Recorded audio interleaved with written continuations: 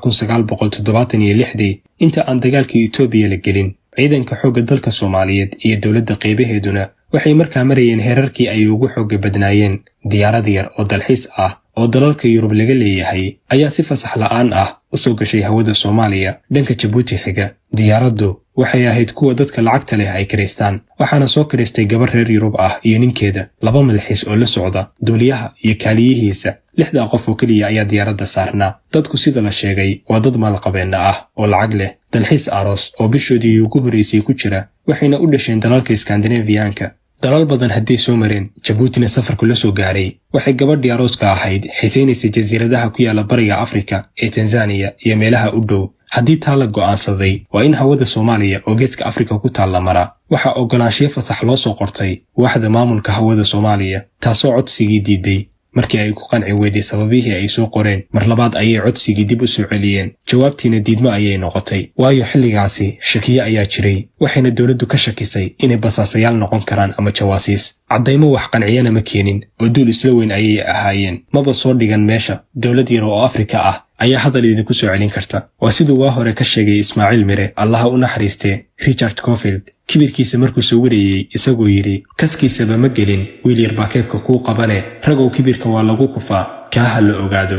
gabadhii aroosada ahayd waxaa lagu yidhi meeshii aan iska dayno oo aan meelo kale u beddelano. haddii kale safar wareeg ah oo dheer ayay nagu qaadanaysaa, fasaxyadu inay daahaanna way dhici kartaa. ha yeeshee gabadhii way soo hisay. waxay tidhi inaan xeebahaas badweynta Hindiya soo arko mooyaane lagama yaabo inaan Yurub ku noqdo. duuliyaha iyo diyaaraddu lacag badan ayay qaateen oo hadal ma soo celin karaan. duuliyihii ayaa 2 gardaymooday, dibnuhu ilkaha ku qabtay. gabadhii ayuu indhaha kor ugu taagay. wuxuu yidhi, okay, waan baxaynaa, hawada Soomaaliya ayaanan maraynaa. diyaaradda aan wadanno waa casri, wayna yar tahay, islamarkaana aad ayay u dheeraysaa, waan ka dhex dusaynaa. asxaabtiisii ayaa ku yidhi, Soomaalidu waa kuwa fasaxa inoo diiday, haddaynu marno sow inama arki karaan. wuxuu ugu jawaabay, muddo yar oo 45 daqiiqo ah ayaan hawadooda kaga baxaynaa. waa dawlad yar oo Afrikaan ah, ma filaya inay qalab casriya oo na arki kara ay haystaan. haddayna arkaanna inta ay isgaarsiinayaan ama xiriirku socdo ayaan ka gudubaynaa. diyaargarooba, beri subax ayaynu dhaqaajinaynaa.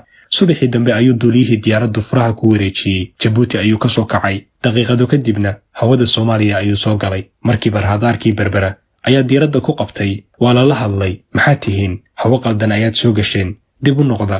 ha yeeshee duuliyihii ma jawaabin. dhowr goor haddii la hadlay uusanna wax jawaab ah bixin, soona dhaafay carrigaasi. waxaa mar kale diiradda saaray raadaarka Buulo Berde oo isna mid casriya ahaa. waxaa kaloo arkay raadaarka garoonka ciidamada cirka ee Balidoogle. intaasna duuliyuhu ma jawaabin oo qorshihiisii ahaa intay iswarsanayaan ayaan dusaynaa ayuu ku socdaa. wararka inta laysku celcelinayo, diyaaradda soo xadgudubtay Berbera, Buulo Berde, Balidoogle iyo waaxihii shaqada ku lahaa hawada iyo difaaca waxay ahaayeen daqiiqado tirsan. markii la arkay duuliyaha diyaaraddu inuu kas iyo maag u dhegaysanayo, waxna maagan yahay, ayaa amar la bixiyey.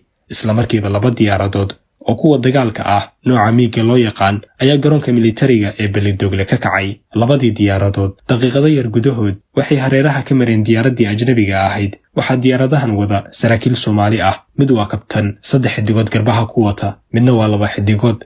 intay la sinmeen diyaaraddii kale ayay amar siiyeen oo ay ku dhaheen, na soo raac, halka aanu ku tilmaamno ku deg, haddii kale waa lagu tooganayaa, adiga iyo waxaad sididba, cawaaqib xumadeedana adigaa ka mas-uula. waa la soo jiiraysiiyey. waxaa lagu soo hagay inuu ku dego garoonka diyaaradaha ee Muqdisho. duuliyaha miiga koowaad wada ayaa ka horeeya, wuxuuna u sheegay inuu dhulka taabanayo kadibna kasii kacayo, isaguna uu meesha ku dego, waayo ciidamo kale ayaa dhulka ugu diyaarsanaa oo sugayey. miigii labaadna wuu ka dambeeya.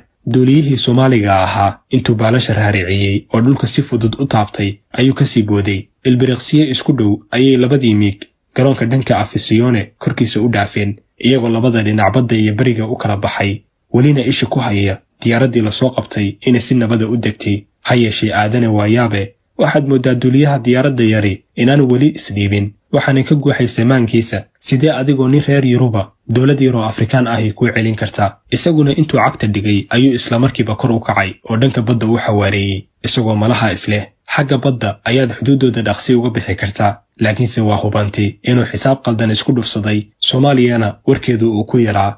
markiiba 2dii miig ayaa ku soo jiireeyey, iyadoo ay u caddaatay diyaaraddan iyo duuliyaheeduba inay cashar fiican oo kii hore ka culus u baahan yihiin. duuliyaasha Soomaalidu way tira yaraayeen xilligaasi, laakiin waxay ahaayeen kuwo xarfaan ah oo shaqadooda aad uga adag. duuliyihii miiga koowaad waday ayaa diyaaraddii la soo sinmay dhinaceeda inta uu ka soo dhowaaday. isagoon la hadlin ayuu hal gantaal ku sii daayey, wuxuuna ka mariyey qaarka hore korkiisa meel wax yar u jirta. juuqna uma dhihin oo lama hadlin. ma hadal baa jira diyaaraddii intay ruxantay ayay xitaa saacadaheedii isku dhex yaaceen. gaaladii saarneedna matag iyo qayle ayay ku waasheen. markaasuu duuliyahoodii miyiirsaday. degdeg ayaan u degaynaa ayuu ku hadaaqay. markiiba garoonka ayuu halhaleel ku soo noqday oo si edebsan ugu soo degay. halkaas ayaa ciidamadii ku sugayey diyaaradda ka soo dejiyeen, dhammaantoodna xabsiga loo taxaabay. wakiil Soomaali ah oo dowladahaas howlahooda u qaban jiray maadaama aysan safaarad lahayn ayaa ugu yimid meesha lagu xiray. ciidamadii nabadgelyada ayaa waraysiyeelo sameeyey. waxaa loo soo saaray codsiyadii ay soo gudbiyeen iyo jawaabihii laga bixiyey, digniintii ay siiyeen raadaarada Berbera iyo Buulo Berde, dhammaan markhaatiyadii iyo howlwadeennadii. kadibna maxkamad degdeg ah ayaa loo gudbiyey.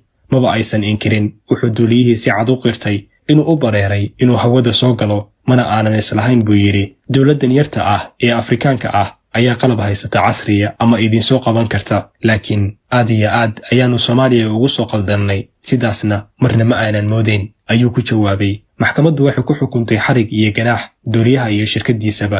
kharashkii diyaaradihii miigaga ahaa ay ku kaceen ama ku howlgeleen, qiimaha gantaalka lagu riday, dhammaan kharashaadkii kale iyo inay meeshay ka yimaadeen ku noqdaan ayaa lagu xukumay.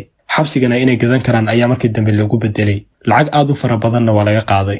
marka aad aragtid sida maanta laynagu jeesjeeso, sidoo kalena tusaalayaasha laynagu soo qaato marka la rabo in ummad lagu cabsi geliyo dhibaatada ay leedahay burbur iyo nidaam la'aan, iyo marka aad dib u milicsatid dhacdooyinka noocan oo kale ah ee ku tusaya awoodda iyo haybadda ay leedahay dowladnimadu, waxaad garowsanaysaa daawade inaynu laf cad toobin ku hayno. arrinta la yaab kale ayaa ah inay weli jiraan dadmaankooda uu ka guuxayo in qabiil iyo qabyaalad ay tahay qarannimo iyo sharaf. waa hubaal inuusan Ilaahay beddelin ummadna ilaa ay iyadu nafteeda beddesho.